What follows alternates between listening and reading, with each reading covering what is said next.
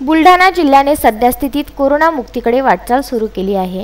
जिल्ह्यात एकूण 11 कोरोना संक्रमित रुग्णांपैकी तिघांचा स्वॅब तपासणी अहवाल निगेटिव्ह आल्याने तीनही रुग्णांना टाळ्यांच्या गजरात आणि रमजान मुबारकच्या शुभेच्छा देत डिस्चार्ज देण्यात आला आहे। यामध्ये देऊळगाव राजा, चिखली, मलकापूर या गावातील रुग्णांचा समावेश आहे। जिल्ह्यामध्ये एकूण 21 रुग्ण कोरोना संक्रमित होते, त्यापैकी एकाचा मृत्यू झाला होता।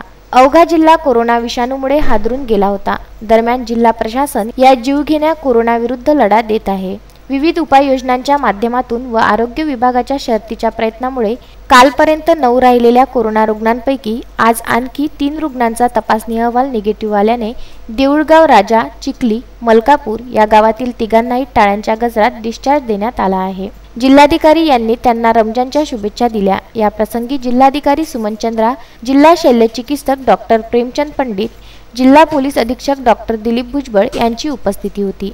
आता जिल्ह्यात केवळ 6 कोरोना संक्रमित रुग्ण राहिले असून जिल्ह्याची वाटचाल कोरोना मुक्तीच्या दिशेने होत आहे। बुलढाणा जिल्ह्यामध्ये 3 आधी पॉझिटिव्ह असलेले कोरोनाचे रुग्ण निगेटिव्ह आल्यामुळे आज आपण त्यांची सुट्टी केली आहे आणि